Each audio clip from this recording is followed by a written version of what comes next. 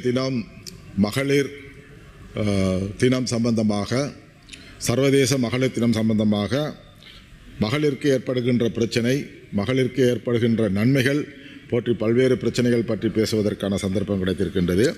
விசேஷமாக இலங்கையினுடைய சனத்தொகையிலே 52% பெண்கள் வாழ்கின்றார்கள் என்று சொல்லப்படுகின்றது. ஆகவே இந்த பெண்கள் 52% வாழ்கின்ற இதே நேரத்திலே அவர்களுடைய பிரச்சனைகள் அதிகமாக இருக்கின்றது என்று சொல்லப்படுகின்றது. ஆனால் அந்த பெண்கள் மூலமாக இலங்கையினுடைய பொருளாதாரம் மிகவும் வளர்ந்து வருகின்ற அந்த காலகட்டத்திலே அந்த பெண்களுடைய பங்களிப்பு அதிகமாக இருக்கின்றது, பொருளாதாரத்திற்கு அதிகமாக இருக்கின்றது என்பதை நாங்கள் இந்த நேரத்தில் சுட்டிக்காட்ட வேண்டும். ஒன்று, இந்த நாட்டினுடைய ஆடைத்துறை, ஆடைகள் தைத்து வெளிநாட்டுக்கு அனுப்புவது அநேகமாக பெண்களால் தான் இது செய்யப்படுகின்றது. ரெண்டாவது, பெருந்தோட்டத்துறையிலே அதிகமாக 52% பெண்கள் பெருந்தோட்டத்திலே இலங்கையினுடைய பொருளாதார வளர்ச்சியிலே அதிகமாக பங்கு பெறுகின்ற ஒரு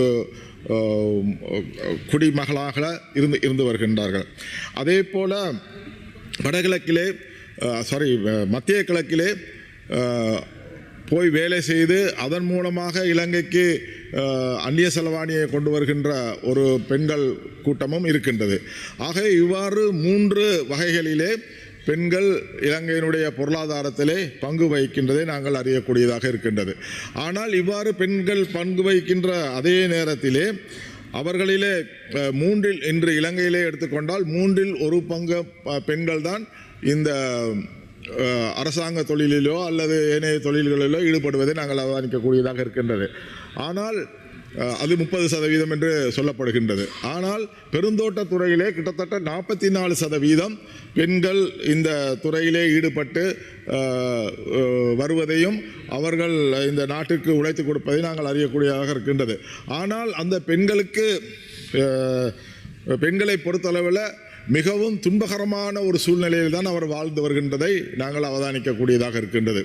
இன்னும் லயன் காம்பராக்களிலே காலையிலே 5 மணிக்கு எழும்பி தங்களுடைய காலை உணவை செய்து கொடுத்து, அதே போல் பிள்ளைகளுக்கு சாப்பாடு கொடுத்து பின் அவர்களுக்கும் சாப்பாடு எடுத்துக்கொண்டு தேயிலை மலையிலே போய் வேலை செய்கின்ற சூழ்நிலையை நாங்கள் காணக்கூடியதாக இருக்கின்றது.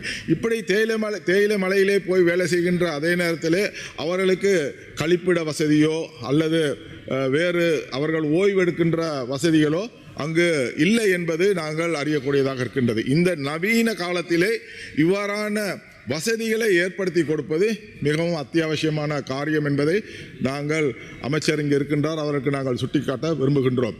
ஏனென்றால் இதை நாங்கள் மங்கள சமரவீர கௌரவ அமைச்சர் நிதியமைச்சராக இருந்த காலகட்டத்திலே 10 ஓய்வறைகள் 10 கழிப்பிடங்களை நுவரெலியா மாவட்டத்தில், அதாவது தேயிலை தொழில் செய்கின்ற அந்த தேயிலை மலைகளிலே கட்டுவதற்கான ஏற்பாடுகளை செய்து கொடுத்தார். அதற்கு பிறகு வந்த அரசாங்கங்கள் அதை தொடர்ந்து செய்ய முடியாமல் போனதன் காரணமாக அது நிறுத்தப்பட்டது. ஆனால் இப்பொழுது உங்கள் கையில் ஒரு மகளிருக்கு இந்த மகளிர் விவகார அமைச்சு கொடுக்கப்பட்டிருக்கின்ற காரணத்தினால் நீங்கள் இதை முயற்சி எடுக்க வேண்டும் என்று நாங்கள் அன்பாக கேட்டுக்கொள்கின்றோம். சற்று சிந்தித்து பாருங்கள். அவர்கள் காலையிலே புறப்பட்டு மாலை 5 மணி வரைக்கும் தேயிலை தோட்டத்திலே இருக்கும் பொழுது அவர்கள் எங்கே சிறுநீர் கழிக்க போவார்கள், எங்கே அவர்கள் டாய்லெட் போவார்கள், எங்கே அவர்கள் ஓய்வறை எடுப்பதற்கான வசதிகள் இருக்குது என்பதை சற்று சிந்தித்து பார்க்க வேண்டும் பெண்கள் என்ற முறையிலே. ஆகவே இதை நீங்கள் செய்ய வேண்டும் என்று நாங்கள் கேட்டுக்கொள்கின்றோம். அதே போல வீட்டு வசதிகள் இல்லாத காரணமாக மிகவும் கஷ்டப்படுகின்ற ஒரு சூழ்நிலையில் அவர்கள் இருப்பதையும் நாங்கள் அறியக்கூடியதாக இருக்கின்றது.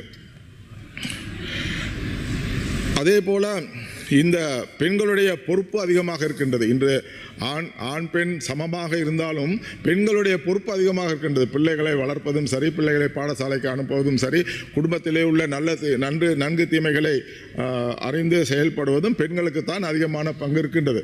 ஆனால் இந்த பெண்களுக்கு பல்வேறு இம்சைகள் நடப்பதை நாங்கள் அறியக்கூடியதாக இருக்கின்றது.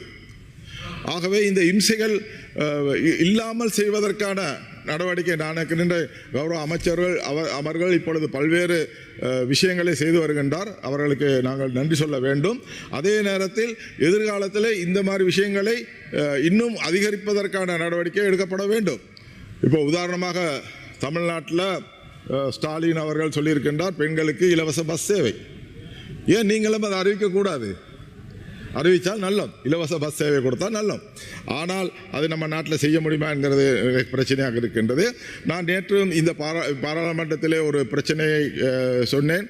அமைச்சர் சுகாதார அமைச்சருக்கு அங்கு டிக்கோயா ஆஸ்பத்திரியிலே ஏற்பட்ட ஒரு பிரச்சனையின் காரணமாக அங்கு முழு தோட்டப்பகுதியும் இன்று ஊர்வலம், அதாவது ஸ்ட்ரைக் நடந்து கொண்டிருக்கின்றது.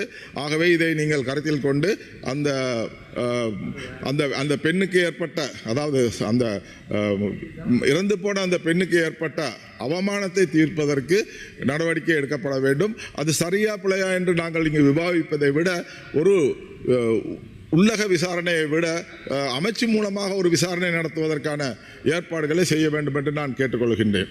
ஏனென்றால் இதில் உண்மை பொய் என்ற விஷயங்கள்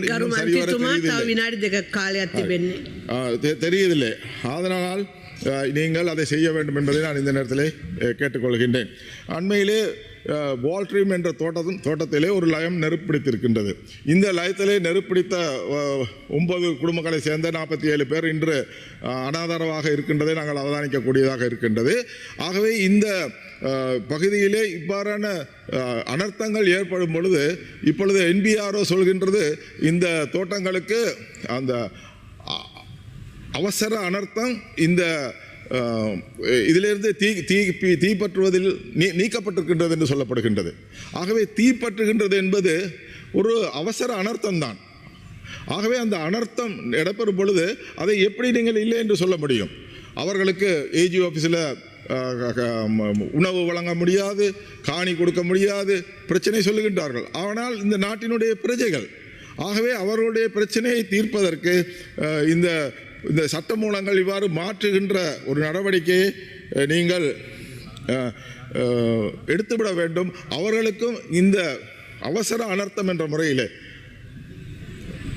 டிசாஸ்டர் நடக்கும் பொழுது அது ஒரு டிசாஸ்டர் தான்.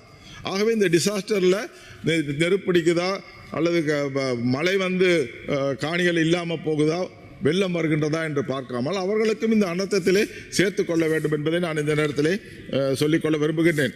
ஆகவே பெண்கள் என்பது இந்த நாட்டினுடைய கண்களாக இருக்கின்றார்கள். ஆகவே அந்த பெண்களுக்கு இந்த நாட்டினுடைய சுபிட்சத்திலே இன்று முக்கிய பங்கு வைத்து வருகின்றார்கள்.